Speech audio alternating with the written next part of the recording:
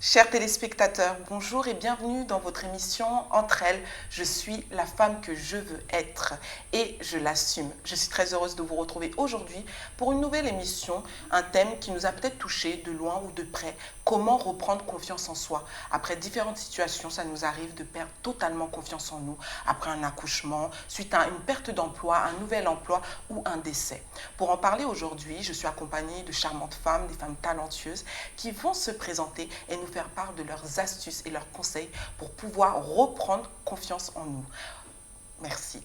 Bonjour mesdames. Bonjour. Comment vous allez? Ça Très va bien. et toi?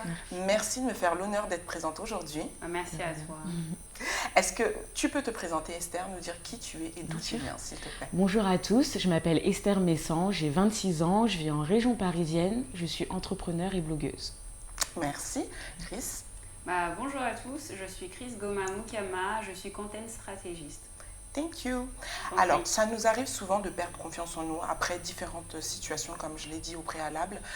Comment on peut reprendre confiance en nous quand on entend des phrases du type « tu es moche »,« tu as grossi »,« tu y arriveras pas » et plein d'autres phrases. Est-ce que vous, par exemple, même Esther, ça t'est déjà arrivé d'entendre ce type de phrases et comment toi, tu as réussi à reprendre confiance en toi? Oui, alors effectivement ça m'est déjà arrivé, déjà envers moi-même d'abord, d'avoir des phrases assez dures qui ne sont pas forcément justifiées, mais c'est vrai que c'est venu surtout en fait après une grosse crise entre guillemets dans ma vie où j'ai subi un viol en fait. D'accord. De mon premier compagnon, on va dire la première relation sérieuse que j'ai eue, et forcément Vous êtes suite à restés ça, combien de temps, excuse-moi? on est restés 9 mois ensemble. D'accord. 9 mois ensemble. Après, il faut dire voilà, que c'était une relation abusive. J'avais 21 ans. Il était plus âgé que moi. Il avait déjà 30 ans dépassé. D'accord.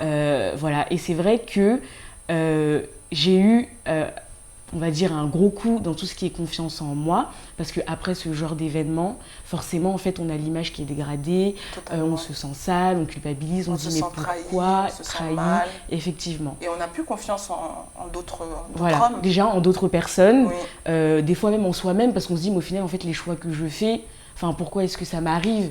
Mais c'est vrai qu'au final, il y a en fait des bonnes questions que j'aurais dû me poser. oui, Il y a aussi mon instinct que j'aurais dû écouter, mais ça va aussi avec la confiance en soi et que je n'ai pas fait. d'accord. Parce que je ne me connaissais pas en fait. Et après que ça me soit arrivé, j'ai dû avoir en fait un moment où je me suis posée. Et je me D'accord. suis dit, en fait, Esther, bon, qui tu es? Pourquoi ça t'est arrivé? Pas entre guillemets parce que j'étais habillée d'une manière ou autre, Oui, mais il y a un choix qui a été mauvais en fait, parce que D'accord. soit je manquais de confiance en moi, ou soit d'estime. d'accord. Et en fait, le truc, enfin, ce que je comprends, c'est que donc, cet homme-là t'a violé. Toi, pour reprendre confiance en toi, tu t'es positionné Oui. en te reposant des questions, en te ça. demandant, en faisant un bilan sur ta vie, en gros, Exactement. de savoir où j'ai fait une erreur. Et tu t'es rendu compte que c'était au préalable par rapport à ta relation que tu as débutée avec cet homme-là? Exactement, D'accord. c'est ça. Et du jour au lendemain, en fait, donc tu as porté plainte. C'est ça. Alors, D'accord. je l'ai fait très vite. C'est-à-dire que dès que...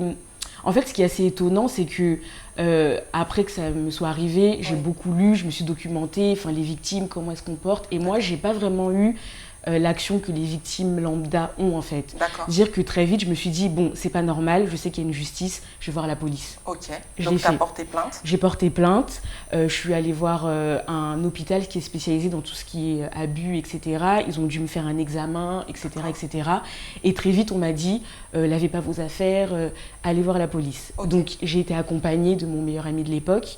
Mais c'est vrai que tout ça, en fait, au final, on se dit, mais il faut quand même avoir une certaine force pour se dire, ok, il m'a fait ça, il sait où j'habite, il me connaît Oui. ou autre, mais je vais aller porter plainte. Mais on a besoin également, Esther, excuse-moi de te couper, mais je pense qu'on a besoin également du soutien parce que tu étais entourée. Oui, j'étais T'avais- entourée. Oui, t'avais C'est vrai besoin. que je ne l'ai pas dit à ma famille tout de suite. Oui. Enfin, en fait, ma petite sœur, c'était la seule qui le savait. D'accord. On a 3 ans d'écart. Elle l'a su très vite. Et c'est vrai que je l'ai dit à ma meilleure amie. Ok. Je l'ai dit à des amis proches. Le soir même où ça s'est passé, du coup, j'ai pu dormir chez une amie. Donc c'est vrai que j'avais quand même un bon cercle amical. D'accord. Et même la personne qui m'a accompagnée au commissariat, c'était mon meilleur ami de l'époque. Donc c'est vrai que j'étais entourée. Même si ce n'était pas la famille, j'avais quand même D'accord. des personnes de confiance qui m'ont aidée en fait, au final, dans cette démarche-là. Et sur le moment, en fait, après tout ça, toi, tu t'es sentie sale, tu t'es sentie, pour toi, tu t'es sentie trahie, tu t'es sentie mal, du coup, tu t'es remise en question, et cet homme-là t'a coupé totalement les ponts avec lui. C'est ça. En fait, déjà, la police m'a dit très clairement qu'il fallait que je coupe complètement les ponts avec cette personne-là. Après, forcément, en fait, dans la procédure de police, il y a, parce que c'est la police judiciaire, en fait, qui s'en occupe, il y a en fait un moment aussi de confrontation, donc c'est un moment hyper dur parce qu'on n'est pas préparé psychologiquement. Il y a la personne qui va mentir, qui va dire, et aussi on a aussi peur de ne pas être cru, aussi et notamment par la police. Oui, et ça aussi, ça amène un manque de confiance en nous. Exactement. Mais c'est vrai que après moi j'ai une foi, je crois en Dieu personnellement. C'est vrai que là, je me suis pas vraiment mis en colère contre Dieu. Je me suis pas dit ah pourquoi. Non, je me suis dit ok, ça m'est arrivé, il faut que je m'en sorte. D'accord. Donc je me relève. Voilà, il faut que je me relève. Donc j'y suis allée, j'ai dit ma vérité. J'ai eu la confrontation, ça a été hyper dur. Mais en même temps, en fait, j'ai eu aussi le soutien des agents de police. Je pense qu'il m'a aussi beaucoup aidée parce qu'ils m'ont cru en fait. D'accord. Ils m'ont cru et ça m'a donné une force. Et ça t'a donné un peu plus confiance en toi? Aussi. Ok. Franchement aussi. Et aussi parce que aussi dans leur langage, ils me disaient que voilà, c'est pas tout le monde qui le fait, c'est bien, vous le faites. Mais vraiment, voilà, par contre, ne prenez plus aucun contact avec lui. Nous, on fera ce qu'il faut faire, on vous appellera, etc. Et est-ce que sur le moment, cet homme-là essayait de te déstabiliser? Oui. Et comment tu as réagi à cette Alors, situation? en fait, déjà, quand ça s'est passé le soir même, c'était des mots très méchants, c'était même des menaces, je vais te jeter par la fenêtre, c'était très violent, etc. Et de base, il était violent? Non, pas forcément. Et c'est quelqu'un qui est très bien vu, c'est-à-dire que c'est quelqu'un qui a un bon poste, travaille en banque, etc. etc. Vraiment, on ne peut pas deviner. Donc ça aussi, du coup, ça emmène à un manque de confiance en nous parce que du coup, on se dit, qui va me croire? Exactement. Il a une bonne situation, il est très bien vu, mais il vient de commettre ce qu'il a commis. Donc du coup, là aussi, ça repositionne sur la confiance. Donc là, on est perdu. C'est ça. En fait, je pense que je me suis dit, quoi qu'il arrive, la vérité, elle triomphe toujours. Bien sûr. Donc même si je serais amenée à me confronter avec lui, moi, je sais ce qui s'est passé, il sait aussi ce qui s'est passé, Dieu aussi sait ce qui s'est passé, la vérité, au bout d'un moment, elle va sortir.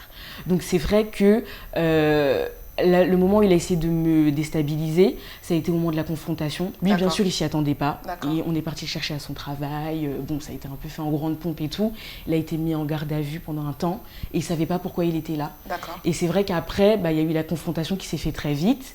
Ça a été dur parce qu'au départ, on m'a dit, bon, vous serez sur un canapé, il sera là. Mais ça s'est pas du tout passé comme ça. On était côte à côte, pas forcément de par avant. Donc je le voyais. Tu vois son regard. Voilà. Mais il n'avait pas le droit de me regarder, mais de temps en temps, il tournait la tête. Non, mais c'est pas vrai, c'est une menteuse, etc., etc. Sauf que ce qui a joué en ma faveur, c'est qu'il disait des choses qui étaient en contradiction avec ses premières dépositions. Par exemple, en disant que j'étais pas sa petite amie, que j'étais un plan cul, entre guillemets. Sauf que durant la déposition, il a dit que j'étais sa petite amie. Enfin, en fait, il y a eu aussi tout ce qui était psychologues qui se sont rendus compte qu'il n'était pas... Enfin, il disait pas vraiment la vérité.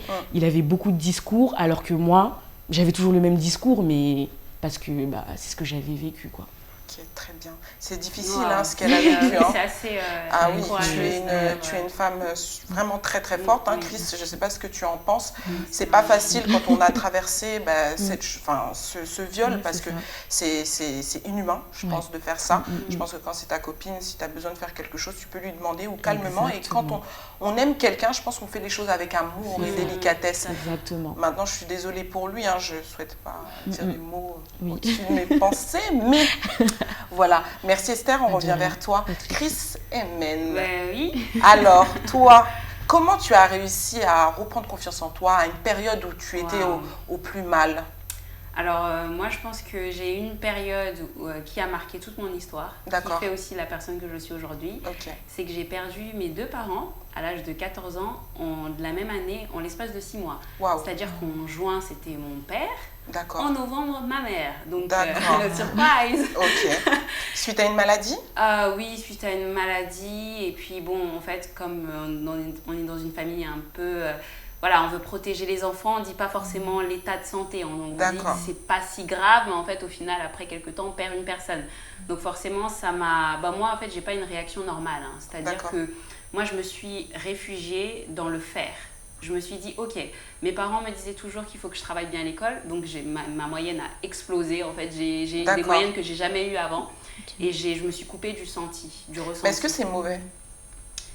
Je pense que c'est pas mauvais, mais c'est mauvais dans le sens qu'on fuit quelque chose. On fuit la douleur. On ne veut pas accepter la réalité. On ne veut pas accepter la réalité. Okay. Et on met sa confiance dans ce que l'on fait et non dans ce que l'on est, en fait, finalement. Et moi, c'est un peu mon histoire. Et c'est l'histoire, en fait, d'une personne, en fait, finalement, qui s'est accrochée à ce qu'elle fait. Parce que je sais qu'en fait, j'ai une forte capacité de travail. D'accord. Mais en fait, finalement, je me suis sentie, après quand j'ai grandi, pas être appréciée pour ce que je suis vraiment, mais pour ce que je peux apporter. Donc en fait, sans te couper, tu excellais dans ce que tu faisais. Oui. Donc à l'école, tu excellais, tu étais peut-être la première, oui. la première de la classe. Peut-être pas première, mais bon, en tout cas dans les... motivée. mais au fond, en fait, les gens te trouvaient peut-être confiante. Oui. Mais au fond de toi, tu manquais totalement confiance en toi. Oui, tout à fait. Et c'est bien ce que tu dis parce que tu as dit, les gens nous voient d'une certaine manière. C'est ça. Et il y a le vrai nous. C'est ça, il y a le percevoir et ce que nous aussi, on vit réellement au fond de nous. Parce que souvent, les gens, quand ils nous voient, ils se disent « Waouh, elle a totalement confiance en elle, cette femme ou cet homme. » Mais au final, nous, ce qu'on vit et ce qu'on montre, c'est pas souvent la même chose. C'est ça. Donc du coup, on t'écoute. Oui, du coup, tu as tout à fait raison. Et moi, je pense que les gens, comme tu me disais tout à l'heure, ils ont une image de moi, la personne qui a super confiance en elle. Mais moi, j'ai compris que la confiance en soi, même si c'est vrai qu'elle peut venir à force de remarques ou on a acquis des compétences, je pense pas qu'elle doit être basée sur ce que l'on fait ou sur ce qu'on a en fait. Parce que finalement ça, une fois qu'on nous l'enlève, là on voit qui on est vraiment. Ah bah tu as plus de travail par exemple, tu n'as plus de travail, tu fais comment? Tu n'as plus d'argent, tu fais comment? Tu travailles pour avoir ton argent, les gens, peut-être une injustice, ne te payent pas tes services. C'est ça.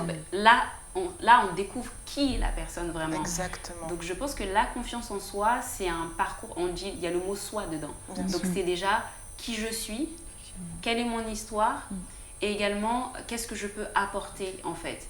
Et en fait, à partir de ce que l'on est, les autres domaines de la vie, ça peut fleurir, en fait. Exactement. Mais si déjà ce qu'on est, on se fuit à soi-même ou on ne se connaît pas, moi, je peux dire clairement, aujourd'hui, j'ai 25 ans, je peux dire que c'est cette année 2018 que j'ai vraiment appris à connaître qui je suis, ce que je veux, ce que je ne veux pas. D'accord. Donc, tout au long des 24 années précédentes, du coup, Chris ne se connaissait pas. Voilà. Mais bon.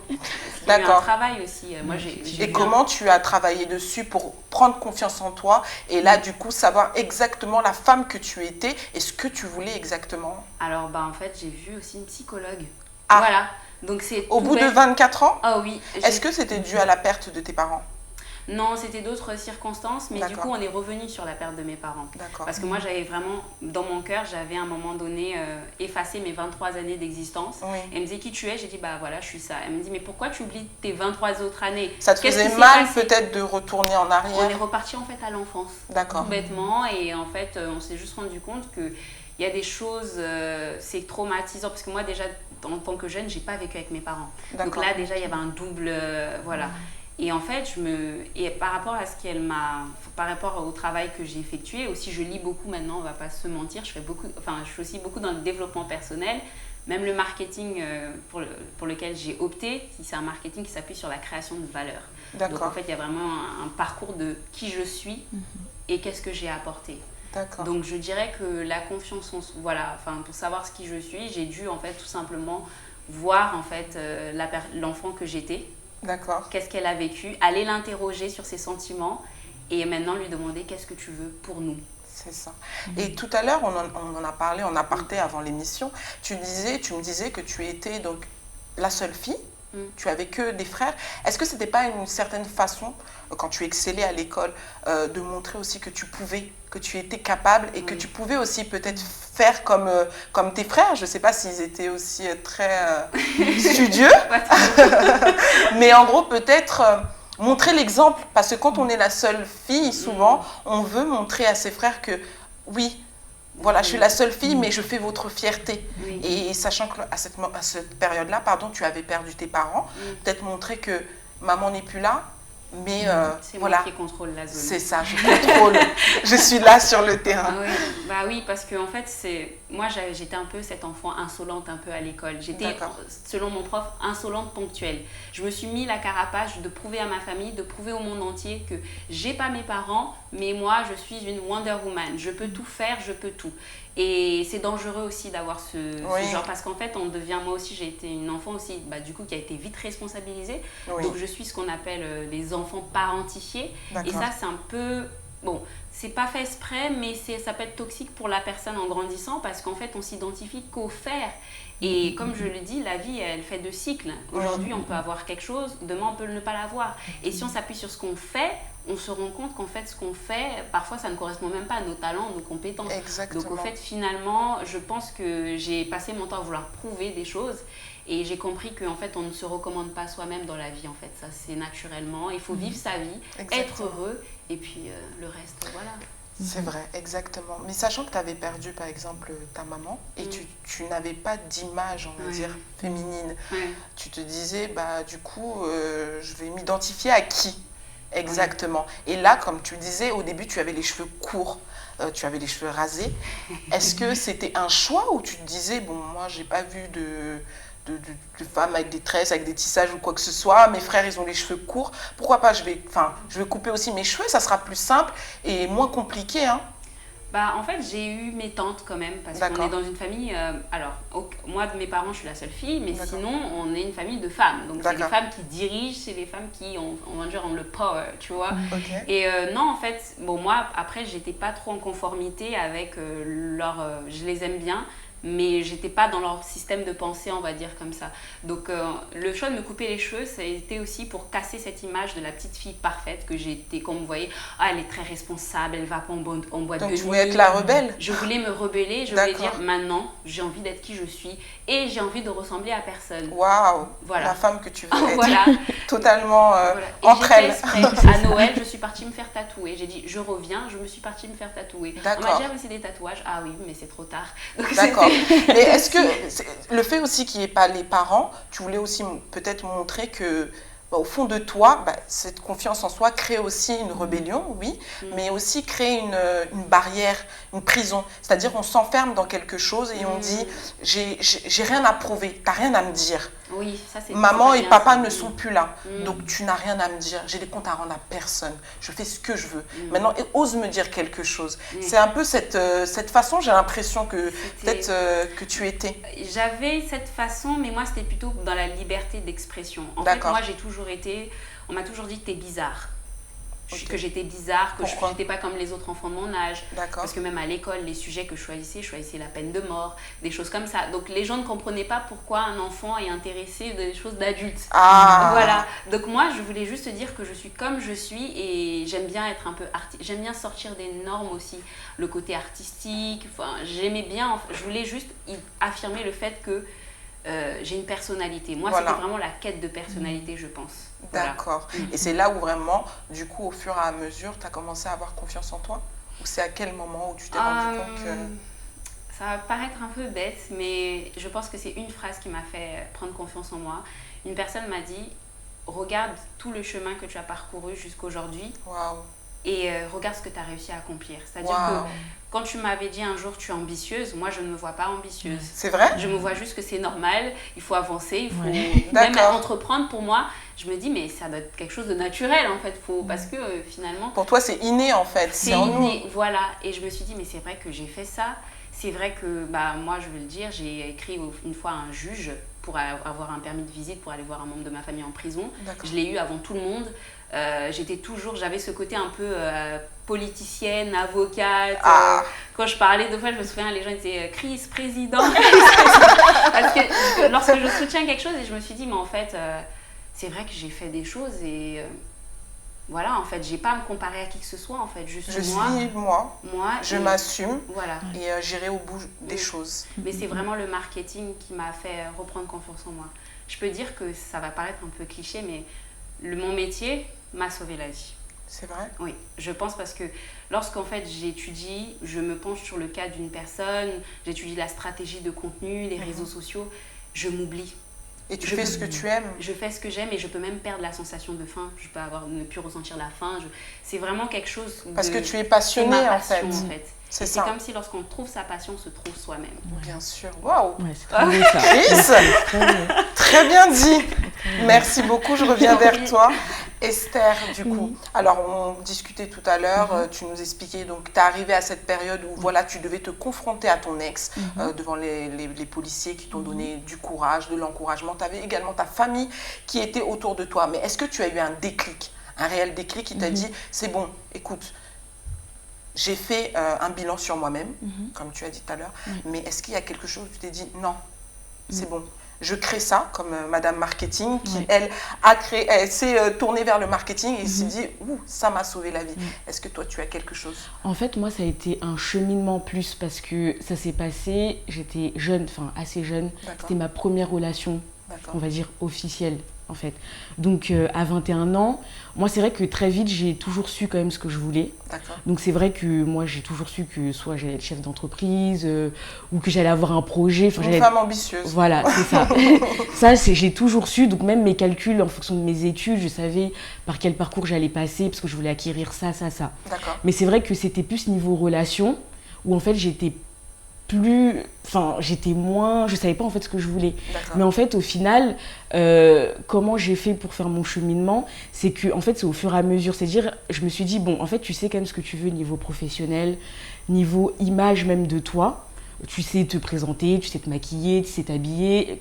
Par exemple, tout à l'heure, tu disais, les gens disent, toi, t'as confiance en toi. Moi, dès qu'on me voit, souvent, on va me dire, ah, mais Esther, toi, t'as confiance en toi, qu'est-ce qui te fait peur de toute manière? Alors qu'en vrai, à l'intérieur de moi, des fois, c'est la bataille, quoi. D'accord. Mais jusqu'au jour d'aujourd'hui, des fois, ça t'arrive quand même de manquer de confiance en toi? Oui, bien sûr. Mais c'est vrai que ça dure moins longtemps. C'est-à-dire que c'est des périodes. C'est-à-dire que ça va être des pensées. Tout dépend des de la fois, situation. Je vais me dire, bon, ça, j'ai jamais fait, j'ai un peu peur, est-ce que t'es capable? Et en fait, très vite, vu que j'ai beaucoup lu, je regarde beaucoup de vidéos de motivation. Tu prends le dessus. Voilà, je me dis non, c'est pas une bonne pensée. Si j'ai pu faire ça, je peux faire ça. Donc c'est vrai que c'est tout un cheminement. Mais c'est vrai que en fait, quand je dis que j'ai dû me poser et reprendre un peu les choses en main, c'est que par exemple, après que ça me soit arrivé, pendant un petit temps, je me suis dit pas de relation, par exemple. Pendant combien de temps t'es restée sans relation? Ça va être 6 mois. 6 mois. 6 mois. Après, ça peut paraître peu.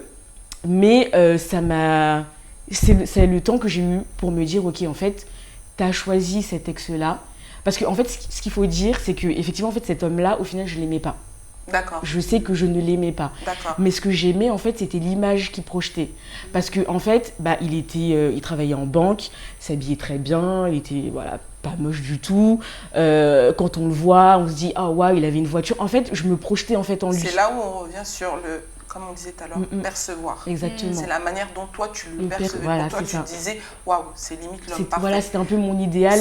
C'est ce que je voulais être quelques années après. Et je me disais, bah ouais, en fait. Alors qu'en vrai, émotionnellement parlant, même intellectuellement parlant ou autre, on ne se convenait complètement pas. Et c'est vrai que moi, j'ai quand même un assez fort caractère, donc des fois ça se fightait. C'est-à-dire que je me disais, ben non, je suis ta copine, tu dois me traiter comme ça. Enfin, j'avais quand même un standard, mais dans mes actes, ça suivait pas. Parce que je faisais quand même ce qu'il me disait. S'il me disait, on se voit à telle heure, je disais ok. Enfin, tu n'avais pas de personnalité en fait, au final, avec lui, j'avais pas de personnalité. Est-ce que c'était pas dû à l'âge? Parce que tu me disais tout à l'heure qu'il était un peu plus grand. Oui. Il était plus âgé que toi. Ouais. Il avait une trentaine d'années, c'est ça? Voilà, c'est ça. Et est-ce que c'est pas dû à l'âge également? Peut-être quelquefois aussi l'âge peut prendre aussi le dessus. Si, parce que c'est vrai que moi aussi, très vite, en fait, si tu veux, en fait, très vite, je sais qu'il y a une différence entre les hommes et les femmes. J'ai très vite compris ça, mais j'ai aussi, entre guillemets, eu toujours en moi, en fait, pas le côté respect de l'homme, mais l'importance, entre guillemets, qu'un homme peut avoir dans la vie d'une femme. Très vite, en fait, je me suis rendu compte de ça.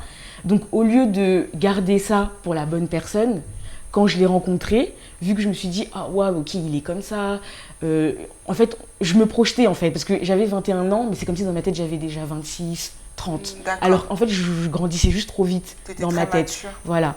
Et donc, c'est vrai que, pour revenir à ce que je disais, c'est que, voilà, en fait, donc je le voyais, je me disais, ok, pas de souci, il me convient, etc., etc. Mais, en fait, je lui donnais des privilèges qu'il n'aurait jamais dû avoir, en fait, parce qu'il ne me convenait pas. Sauf que, en fait, j'ai brûlé les étapes. Au lieu de me dire, ok, Esther, est-ce qu'il te convient? Non, je suis passée directement, ok, je suis sa copine. En tant que copine, je dois faire ça, ça. Je le faisais, tout simplement. D'accord. Et après aussi, je pense qu'il a joué aussi beaucoup le côté émotionnel parce que c'est avec lui que j'ai perdu aussi ma virginité. Ok. Donc on sait toutes qu'en tant que femme, l'homme avec qui tu perds ta virginité, en général, il a tout de suite une place importante. On s'en rappellera normalement, on s'en rappelle toute notre vie. C'est ça. Donc c'est vrai que pour prendre confiance en moi, ça a été un cheminement. Après que ça me soit arrivé, on va dire, je me suis posée dans le sens où je me suis dit, ok Esther, tu sais quand même que tu as de la valeur, tu sais que tu t'aides les gens te voient d'une certaine manière, mais toi, pourquoi est-ce que tu ne te vois pas comme ça ? Alors c'est vrai que moi, bizarrement, du coup, je suis pas allée voir un psychologue parce que déjà j'étais jeune, mes parents le savaient pas, donc je savais pas forcément. Et tu leur as dit à quel moment ? Ouais, je l'ai dit il y a peut-être 1 an. C'est très récent qu'ils le savent. D'accord. Mais sinon, pendant tout ce temps-là, je l'ai gardé. D'accord. Et tu te montrais forte ? Ouais, franchement, ouais, vraiment. Aucune. Franchement, t'es une femme très forte, ouais. en tout cas. Après, c'est vrai que ça m'a pas toujours. Ça m'a pas aidée toujours, parce que c'est vrai que du coup, le côté émotionnel, après, quand j'ai eu d'autres petits copains, on me disait souvent, oui, mais j'ai l'impression que tu t'en fous un peu de moi. Si je suis là, c'est bien. Si je suis pas là, c'est pareil. Oui, parce qu'en fait, tu t'es mis une sorte de carapace, en gros, en te disant que, voilà, après ce que tu avais vécu, tu dépendais plus d'un homme. Voilà, c'est ça. En gros. Et est-ce que le fait d'avoir eu ton nouveau chéri à ce moment-là, ça t'a permis de reprendre confiance en toi au fur et à mesure ? Parce que après, je suppose, après un viol, je pense qu'on se sent plus à l'aise avec son corps, on se sent plus à l'aise avec nous-mêmes. Ouais, en fait, c'est vrai qu'avec en fait, je me suis pas forcément blâmée. Enfin, c'est vrai que je me sentais quand même sale et tout, mais j'ai très vite pris conscience que c'était pas de ma faute, en fait. Qu'il avait fait ça, c'était un comportement animal.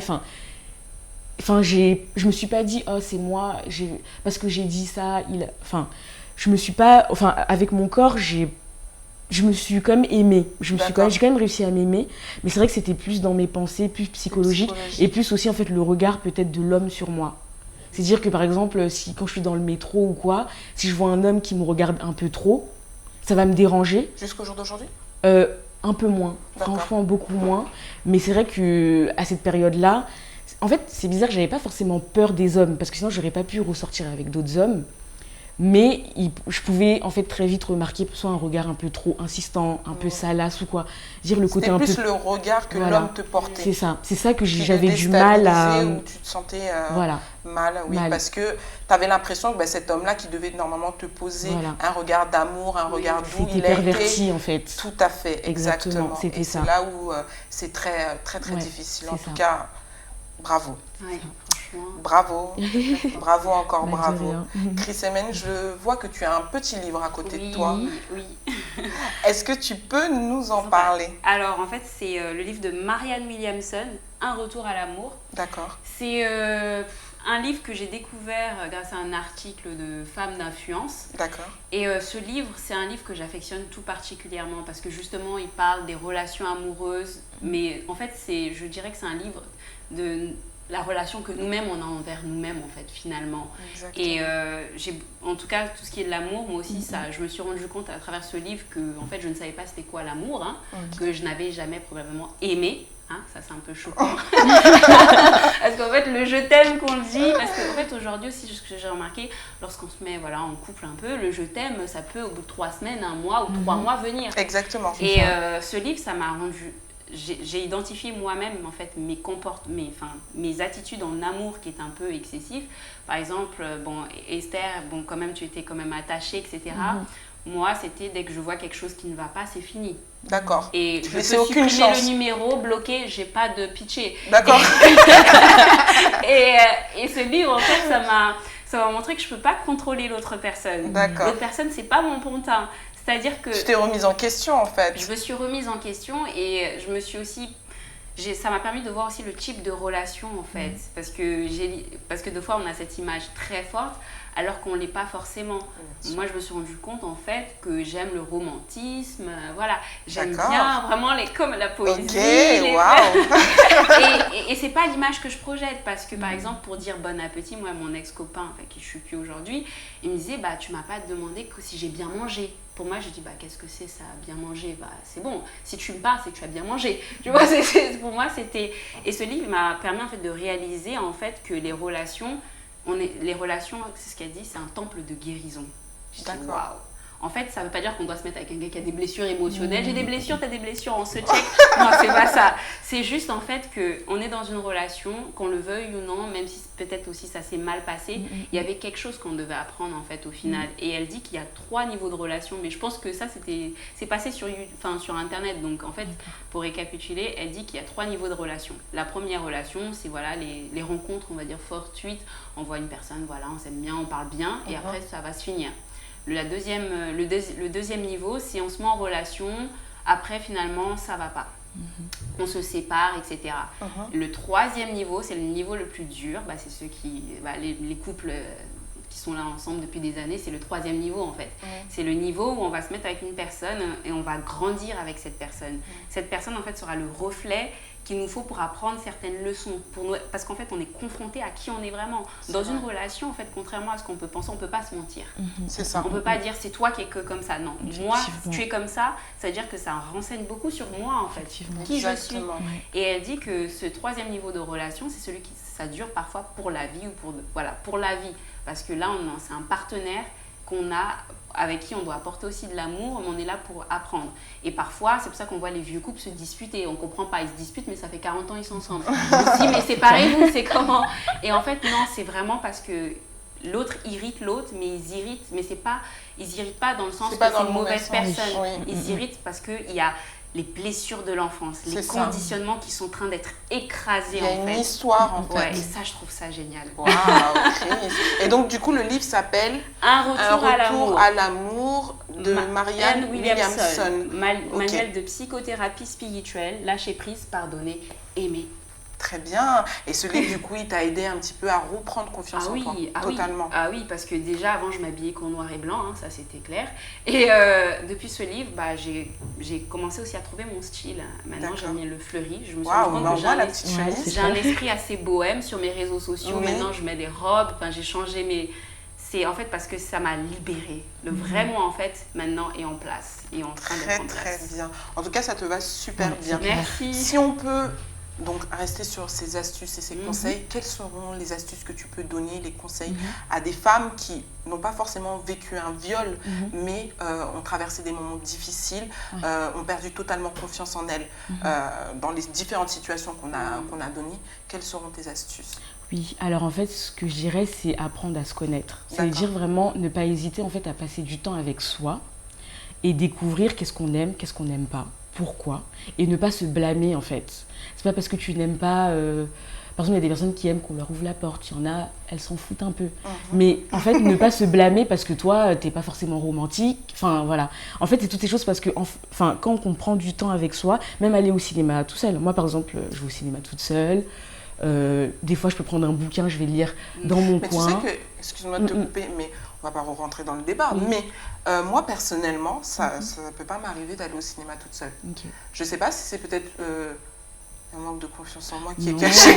Ben non, justement, c'est-à-dire que toi, tu sais que tu n'aimes pas aller au cinéma toute seule. Le fais pas. Mais en fait, je me dis, je me sentirais pas bien d'arriver au cinéma et que je suis toute seule, en fait. Je me dis, à un moment ou à un autre, tu regardes le film et tu dis, ah ouais, cette série, mais tu vois... Mais parce que toi, tu aimes parler. Tu aimes parler pendant que... Voilà, moi, je ne parle pas forcément. Après, moi, j'aime bien aller au cinéma avec des potes, mais il y a des moments, je vais aller au cinéma toute seule. Je vais voir mon film toute seule. Mais après, c'est vrai que, en fait, moi, j'ai beaucoup de discussions en fait, intérieures aussi, donc j'ai besoin... En fait, je sais que ce qui fait que je suis bien avec les autres, c'est parce que je sais me retrouver seule, en fait. Waouh, ça, c'est très important. Et du coup, j'arrive à le combiner. Donc, des fois, je sais aller au cinéma toute seule, mais s'il y a des amis qui me disent, Esther, tu vas aller au cinéma, avec grand plaisir. D'accord. Vraiment, je sais faire les deux. C'est très important de pouvoir se retrouver. Donc, en gros, aussi, se retrouver également, c'est très important. Ouais. Lire aussi, beaucoup. Parce que c'est vrai que tout à l'heure, je disais que je ne suis pas allée voir un psychologue, mais je ne conseille pas forcément ça aux personnes qui ont vécu des expériences traumatisantes. Par exemple, je sais que ça va être un pas prochain que je vais faire, mais je sais que j'ai beaucoup guéri, entre guillemets, toute seule, mais aussi parce que j'ai lu. C'est-à-dire que, par exemple, les 5 blessures de l'âme, je ne sais pas si vous connaissez, je l'ai lu. C'est-à-dire que moi, ça ne me dérange pas en fait, de me confronter à « Ok, j'ai des blessures, qu'est-ce que c'est ?» Et en fait, j'ai aussi des solutions. Donc, j'arrive à travailler, entre guillemets, seule, mais avec des livres. Mais je sais qu'au bout d'un moment, j'irai sûrement voir un psychologue parce que il y a des choses que je ne peux pas découvrir toute seule, etc. Mais c'est vrai qu'il y a la lecture, beaucoup aussi. la lecture sur l'estime de soi, sur la confiance en soi. Oui. Qu'est-ce que c'est que la confiance en soi? Donc moi je dirais ça, et aussi ne pas avoir peur de s'écouter. Pas avoir peur de s'écouter.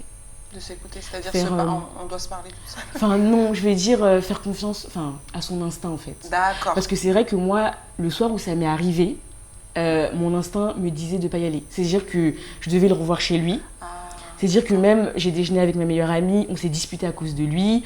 Non, mais Esther, tu devrais pas... Non. En fait, tout me disait, Esther ne va pas. Et en fait, j'arrive en bas de chez lui, je me disais, mais Esther, en vrai, tu y vas, mais tu n'as même pas envie de le voir. Et ça s'est passé. Voilà. Donc c'est très important de cultiver son intuition en fait. Voilà. Moi aujourd'hui je sais que je suis une personne très intuitive et aujourd'hui j'ai pas peur d'utiliser mon intuition. C'est-à-dire que quand par exemple je veux pas sortir parce que machin, j'y vais pas et après j'entends que en fait il s'est passé ça. Enfin aujourd'hui vraiment mon intuition elle me sauve sur beaucoup de choses. En tout cas ton intuition t'a dit de venir aujourd'hui. Je suis très contente. Oui. Merci beaucoup Esther. Et Chris, est-ce que tu as quelque chose à rajouter sur les astuces, les conseils à donner à d'autres femmes? Pour avoir confiance en soi, il y a un exercice que j'aime beaucoup, c'est le vision board. C'est-à-dire que parfois on est dans une situation, voilà, on se dit bon ma vie c'est trop naze, il n'y a rien qui est bien. Alors parfois on sait à peu près. Moi il y a une chose qui m'arrive qui est bizarre, c'est que parfois quand j'écoute une musique, j'ai l'impression de me voir moi, plus âgée, avec une manière d'être... Et cette femme-là que je vois, je me dis, waouh, c'est qui?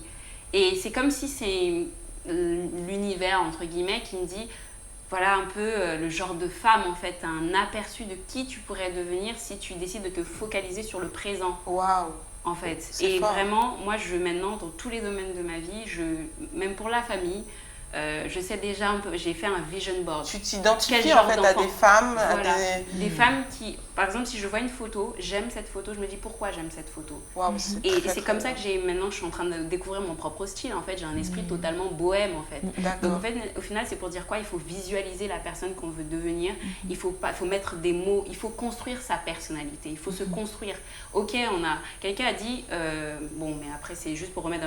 C'est pas ta faute si tu es né pauvre. Mais c'est ta faute si tu meurs pauvre. En gros, c'est pour dire, ok, ce que tu n'as pas pu contrôler les circonstances de ta vie, c'est ça. Maintenant, tu as la possibilité de changer les choses. Et je dirais qu'il faut appeler la meilleure version de soi-même, en fait, finalement. En fait, il faut visualiser qui on veut devenir, ce qu'on veut avoir. Et à force de visualiser, ça va devenir vraiment notre ADN, en fait. Exactement. C'est ce que je veux dire. Merci beaucoup, mesdames. Merci à toi. Merci, en tout cas, de m'avoir fait l'honneur d'être ici aujourd'hui. J'en ai appris énormément. Je tenais vraiment à vous remercier pour votre parcours et également de nous avoir fait part à cœur ouvert de votre témoignage. Merci énormément. Merci à toi pour cette émission et voilà, on est ravis d'être là avec toi. Très bien.